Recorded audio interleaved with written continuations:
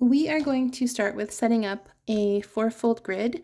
So holding our paper vertically, we're going to draw a line across and note the center.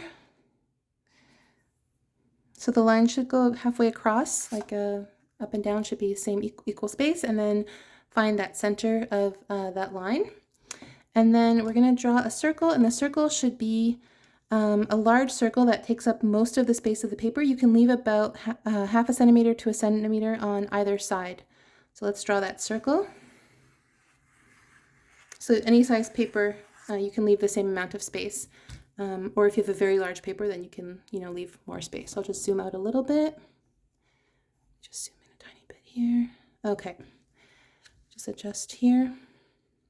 Okay, so once you've done that, we're going to draw arcs. So you're going to place the point of your compass where your circle and your line intersect, and you're just going to draw an arc that just touches the circle. And you can go all the way across the page to the edge of your sheet, on the right and on the left, just like that. And then now we want to get a perpendicular line that cuts the center in half. So the way that we do that is we're going to place the point of the compass where that arc and the circle intersect above and below, and it doesn't matter what the radius is. Like you may have to adjust the radius. I'm using a different compass, a second one, but we just want to draw an arc, and we want that arc to intersect. So on the above and then below. And then where that arc intersects, above, center, below, we're going to draw a straight line, and that's going to be a perpendicular line. Okay, and those arcs were just construction, and we don't need them anymore. Okay, and then to complete the setup, we're going to place the point of the compass where the vertical line or the perpendicular line intersects that first circle, and we're just going to complete the petals, and we're only drawing part of the petal so that it stays like nice and neat.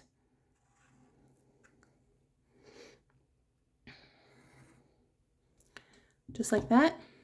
Okay, and now we're going to draw our diagonal lines that goes from the tip through the center, through the opposite tip on the right and on the left.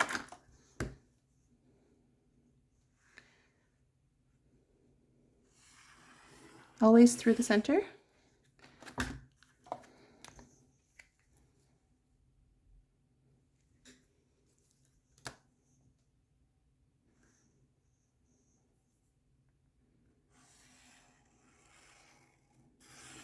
And then we're just going to draw a box that encompasses the whole shape because that will be useful for us with the grid setup. So we're setting up the grid, so let's just do that.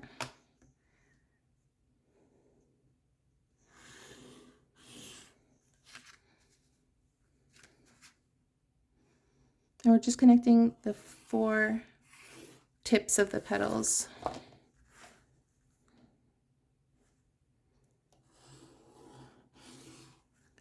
Okay, so now our next step is to draw a dynamic square inside the circle. So it's connecting the top like north, east, south, and west into like a diamond shape. So let's draw that diamond shape inside our circle.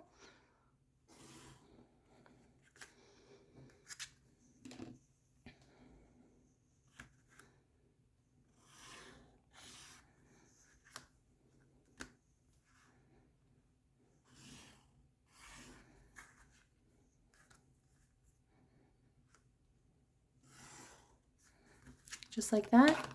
And now if we think about this as a quadrant, this shape here is a quadrant, and then this one is a quadrant, this one is a quadrant, this one, it's a grid with 4.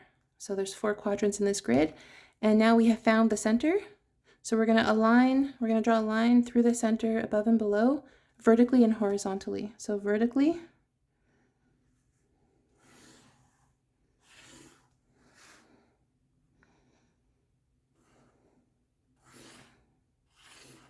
And horizontally.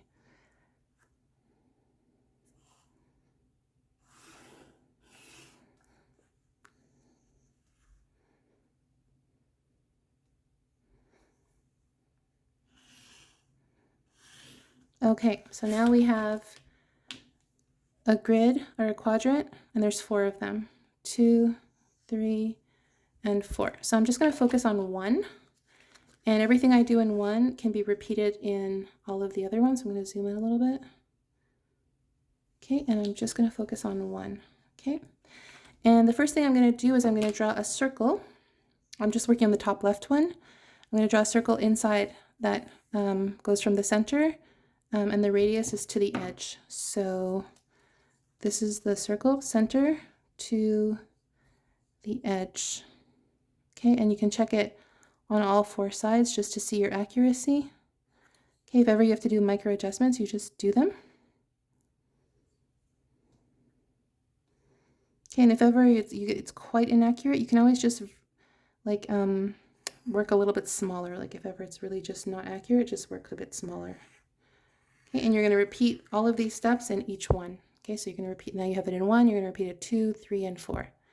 Okay, and you're going to draw a octagon inside the circle by connecting a line, a straight line, wherever a line and the circle intersect. So 1, 2, 3, 4, 5, 6, 7, 8, back to 1.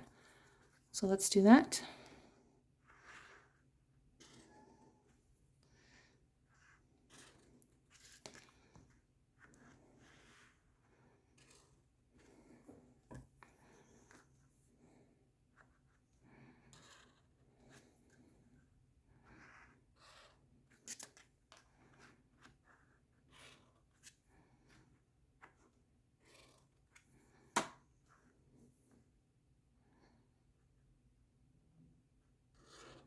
So you have your octagon, and now I'm going to draw a circle inside, and then this one is proportional. So I want to go slightly more than, oops, I pressed too hard.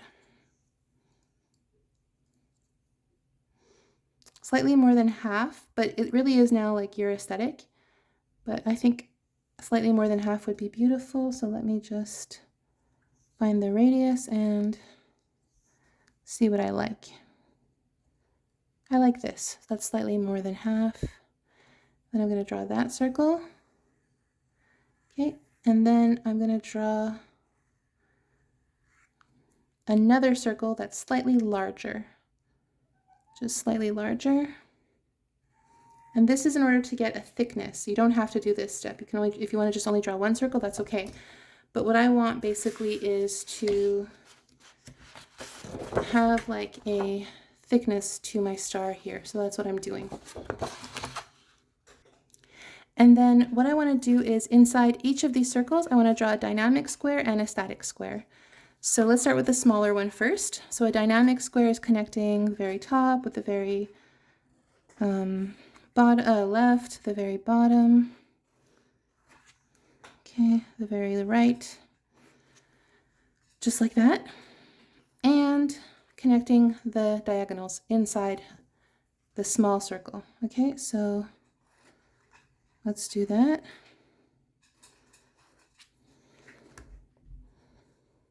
Okay. Okay, and now I'm going to outline it in black so that it's more visible and only what I want to keep. So I only want to keep the perimeter of this 8-pointed star. So I'm just outlining that in black. You can ink over or press hard with your pencil. It's up to you.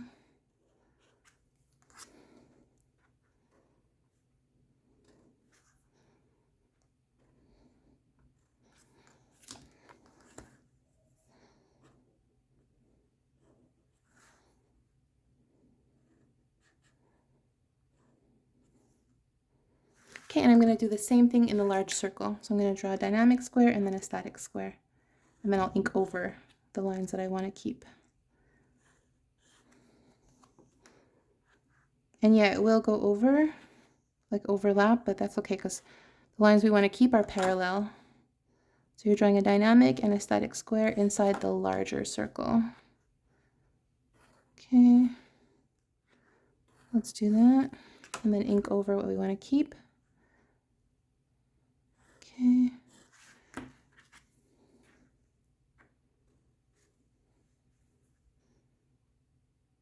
And then we get that beautiful double line or that width. Okay, I'm working a little bit quickly, so my accuracy is not the best right now. but please focus on accuracy as well. Okay, and you can also you can color this in gold, you can leave it white, but the reason we do this like double line is to make things pop and make things beautiful. Okay.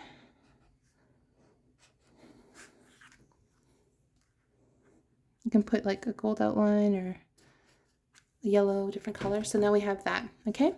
Now the other line we want to keep is we want to sort of make this line dark as well, because this is where we're going to draw some more flowers. So let's draw these lines, and you could even put a thickness to these lines too if you want, but I'm not going to. And the way you would do the thickness like accurately, oh, my pen slipped there. You could just measure like like 1 millimeter on either side, and then you get a thickness. Okay, so now we want to draw a flower inside. So the best way to draw the flower inside is to draw like kind of like a guideline. So you have to see like what size you want your flower to be, and then draw a guideline based on that. So I'll just sketch it with, you can either do it by hand, or you can use the compass for accuracy. So it's just a guideline. And the shape of the flower is really up to you. If you want like a pointy flower or a rounded tip flower, it's up to you. And I guess I'll just draw a guideline for the center of the flower as well. So this is, you could do this freehand, or you can do it with the compass. And then use those to help guide you to draw a flower. Just like that. And then your flower will be very consistent, and people will wonder how you were able to do something so beautiful, but you will know, and they'll have to find out. And then finally, we want to draw some flowers around. So we can draw some guidelines to help us. So we can find the center. So go through the center, through the opposite. Now this is just, again, a construction line to help guide us. And then connect this point and this point, this diagonal point. Connect it. I'm just working light. You would work in pencil very light. Okay, and then you can use that to help you draw a flower. And you can also do like a little circle guideline just to see how large you want your flower to be, or you can freehand it. So it's really kind of up to you. So you would do this in a very light pencil because it's just a guideline. Okay. And then you would go like, okay, 1, 2, you could do 6 or 5, or this is like your creativity now. Okay, and you can kind of like sketch. I'm working in pen, but if you're working in pencil, you can kind of like sketch and just see, you know, how you want it to be. And then you can, you know, use your colors, and you can do all kinds of stuff to make it beautiful. And of course, you'd repeat it everywhere in all these 8 shapes, and you'd repeat it in your whole quadrant, your whole grid rather, and then you'd have it 4 times.